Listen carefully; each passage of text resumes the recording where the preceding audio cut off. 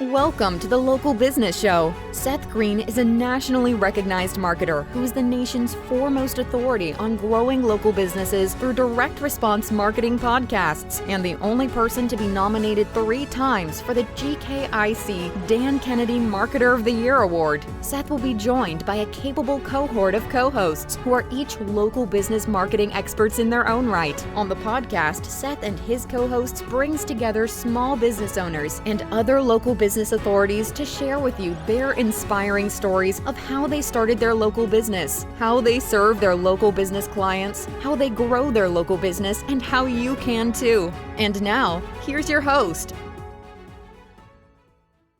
Hi, everyone. This is Chris Richmond. Wanted to welcome Andy Zapata to the program today. Andy has a successful practices in Miami, Florida, serving the physical therapy market. Andy is with us today here for the podcast. And Andy, why don't you introduce yourself and tell us a little bit about how you got started in the business, how you got from one up to the multiple franchises that you have right now. Well, Chris, thank you so much for having me on this podcast. I really, really appreciate your time, and I'm honored and privileged to be here with you. Oh, that's great. So the way that this whole thing got started, I studied occupational therapy by trade. Mm-hmm. And I off the bat, I knew that I wanted to open up my own business. I knew that being a therapist was just a plan B, but I always wanted to run my own business. And right before, while I was studying for my boards, I actually got a credit card loan for my mother for $10,000, Capital One. Not that I promoting Capital One, but I got a Capital One credit card for $10,000. And believe it or not, I made it happen with $10,000. My first clinic was opened with $10,000, and a lot of hard work, a lot of hard asking questions to a lot of people got me to the right direction. You know, that just goes to show you that when you're determined, you'll do and ask anybody anything, as long as you continue to move forward.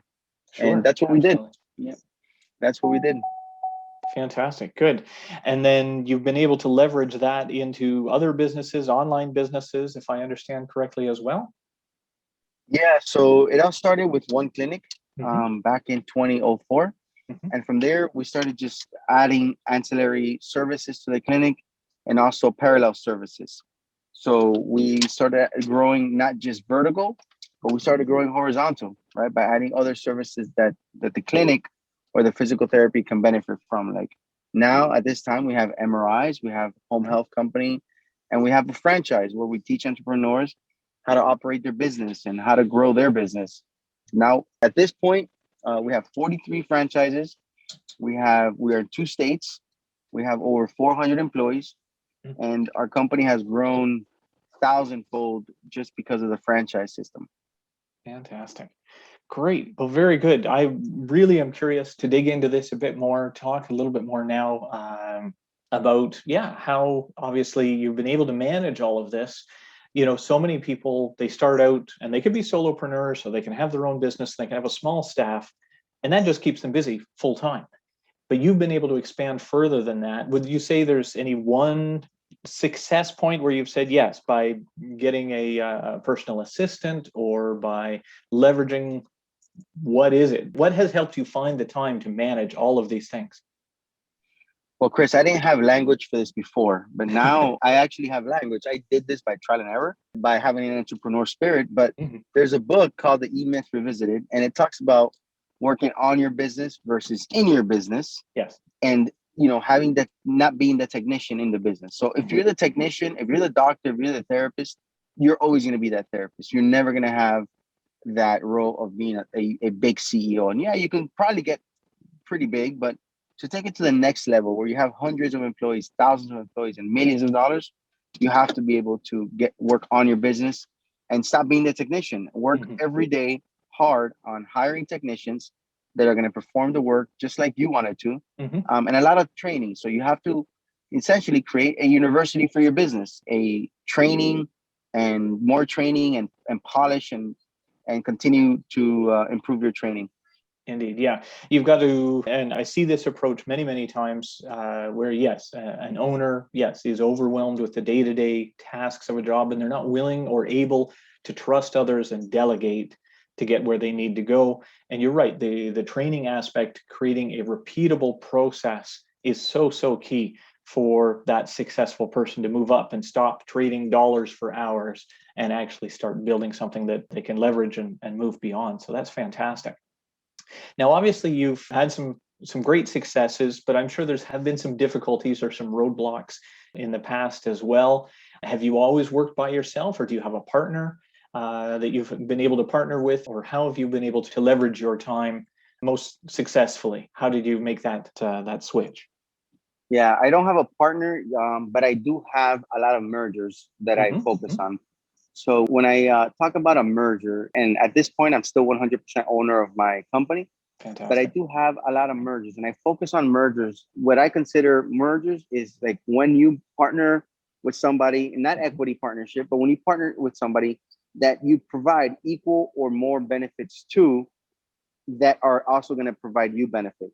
So for example, if you meet with a doctor or an attorney that can send you business, what kind of value exchange are you doing for them so that you guys can both grow together?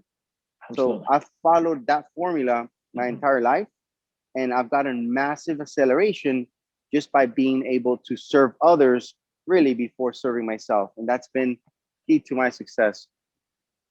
Indeed, yes, that's a fantastic attitude. Obviously, yes, being able to help others, provide value for them, and they are going to be your partner, be your friend, and be someone who provides great resources and a great referral service to you. So, no, that's a great attitude to have. Is that yes, by having a service mentality, that hey, I can help a lot of people if you open up and we can work together, trust each other. No, that's fantastic. That helps everyone move forward. So that's great to hear. Indeed. Absolutely. In working with others, especially highly trained, highly educated doctors, often it can be tough to motivate them because they're so self-motivated already. They've already gone through, as you well know, many years of school. They've had to study, they've had to compete, and it can be tough for them to take guidance and take training from someone else. How do you help overcome that kind of barrier? Yeah, Chris, everybody looks for either more money, more time, or more magic, what I train my staff.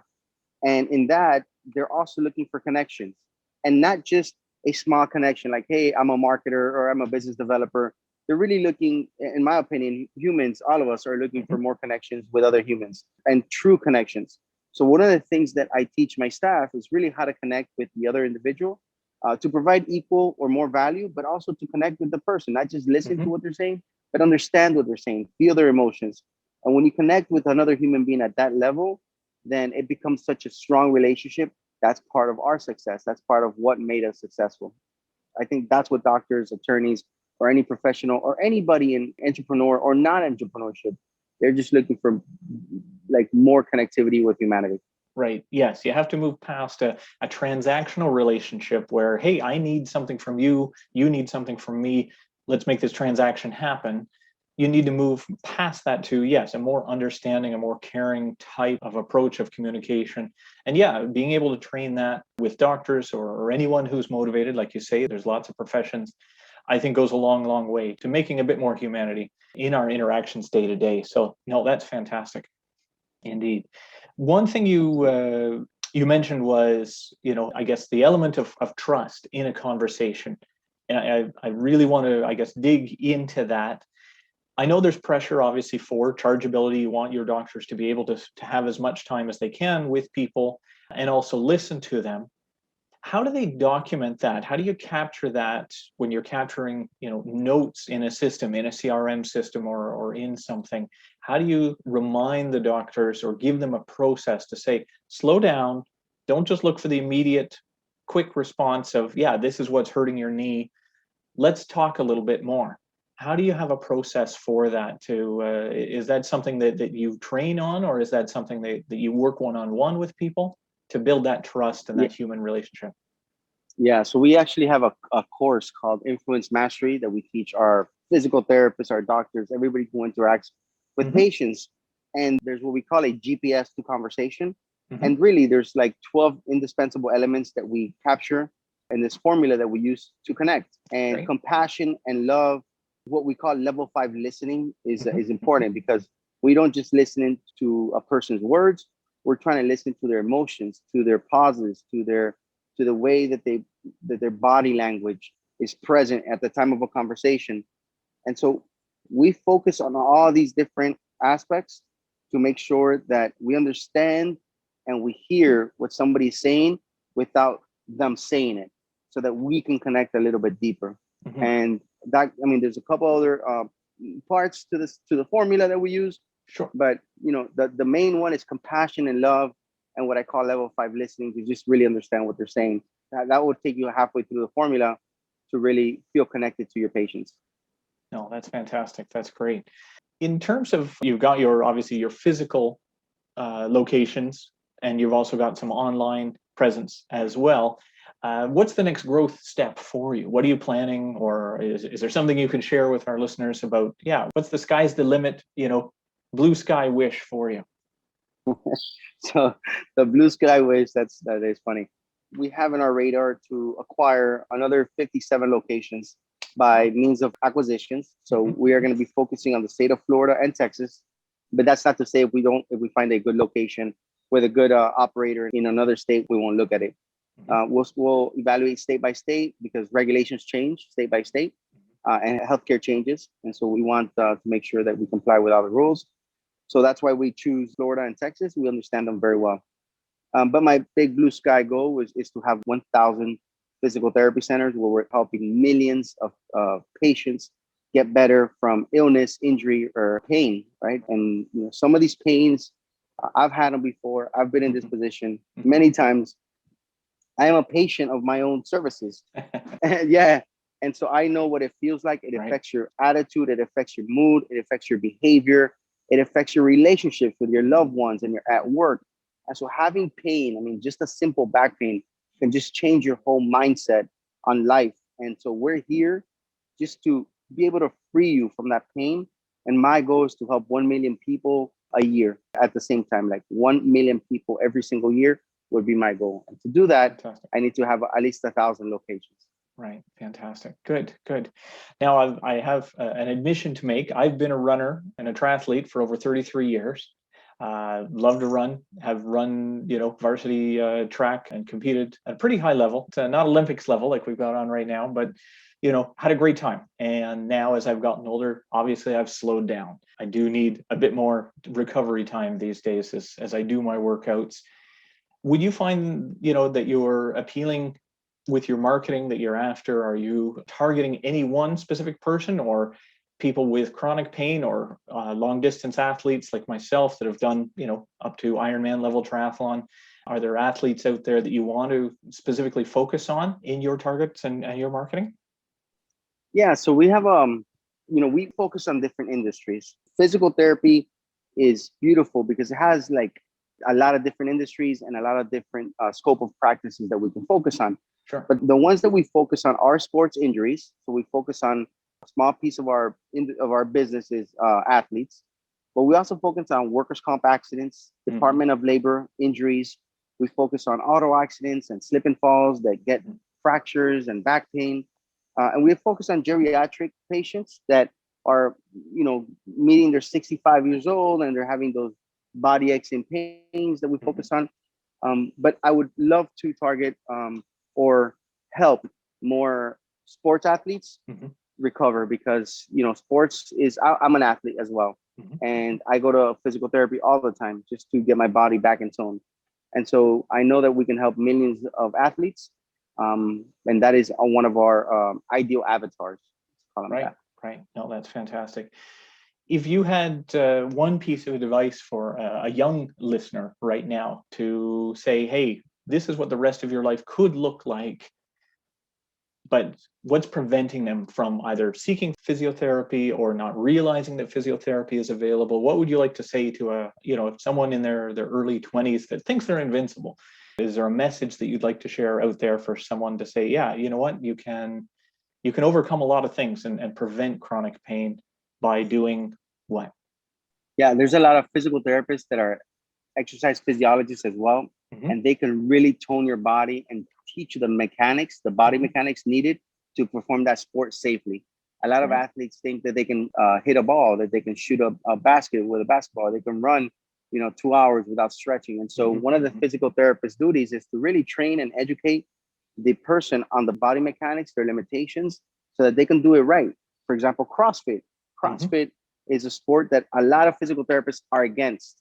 We at Physical Therapy Now are for CrossFit. We just want to teach you how to do things right, how to Sure. warm up right, and how not to get injured.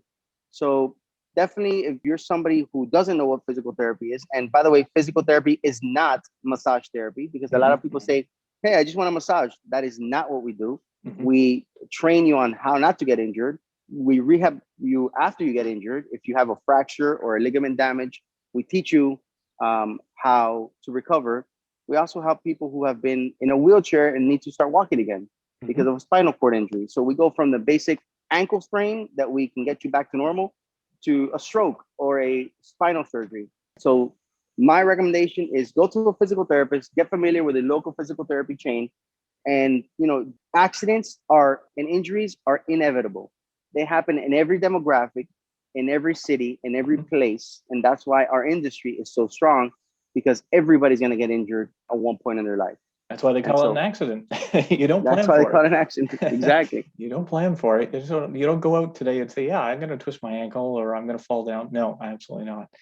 Where, for those who would like to learn more information about your particular group, I know that you've got a domain name and a website, physicaltherapynow.com, that can help people. Is there anywhere else that people can search or just Google for you and they can find Yeah. information about your franchises? Yeah. If you go to Facebook, Instagram, or just Google, you'll be able to Google physicaltherapynow.com. Hmm. We have opportunities for franchising. So if Great. somebody is in the mindset of helping millions of people as well and want to join the mission and the vision, I'd love to interview and see if this is something that you qualify for. And we're looking for qualified individuals to operate the franchise. But also, if you just need physical therapy, we have 43 locations at this time, and some in Houston, some in Texas, most of them in Florida at this time. Hmm. But we're fairly new franchise, but we've been doing this for 18 years now. So pretty secure business and amazing business plan that we have. Absolutely, Andy. That's great.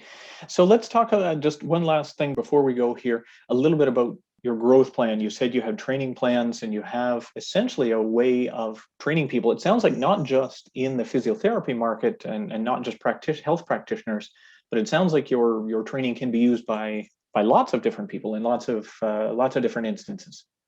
Oh yeah, so we have our training is almost 6 months, Hmm. about a little bit short of 6 months, and we teach different variables. For example, Hmm. the policies and procedures, operation and administration, that falls into one bucket.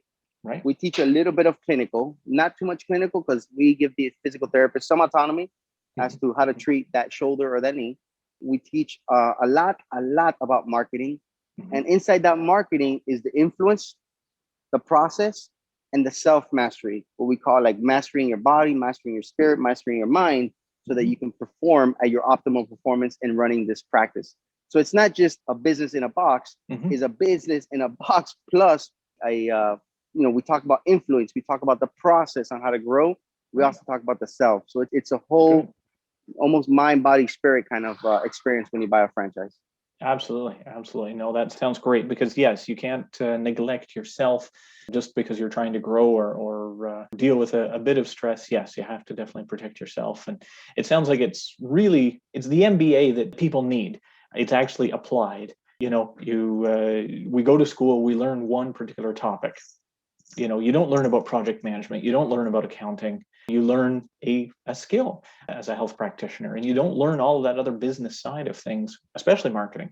And it sounds like you're giving people a lot of that power back into their hands and a lot more control and understanding of that. That's That fantastic. that's right, Chris. And just Great. one micro distinction here is that Hmm. one of the reasons we created such a robust program is because we saw that people were buying franchises, but they didn't really know why they were buying franchises. They didn't Hmm. know their why.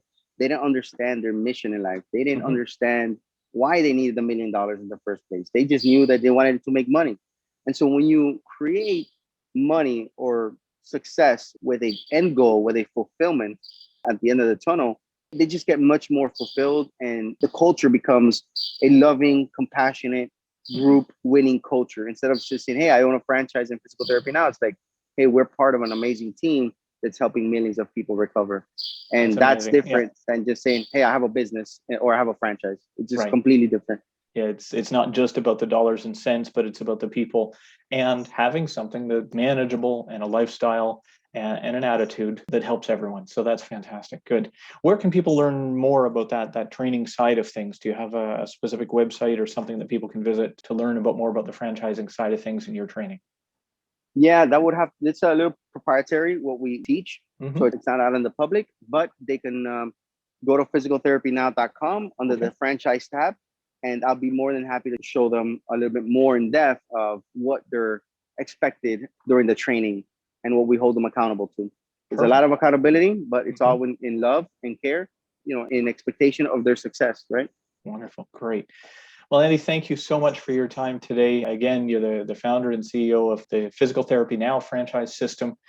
Definitely want to keep in touch and find out how the success goes. You've got some great goals to look forward to. Is there any last messages or anything else you want to share with our listeners before we go? I'm super excited to just be on your podcast, Chris, and thank you so much. I look forward to maybe doing another podcast anytime you need another guest.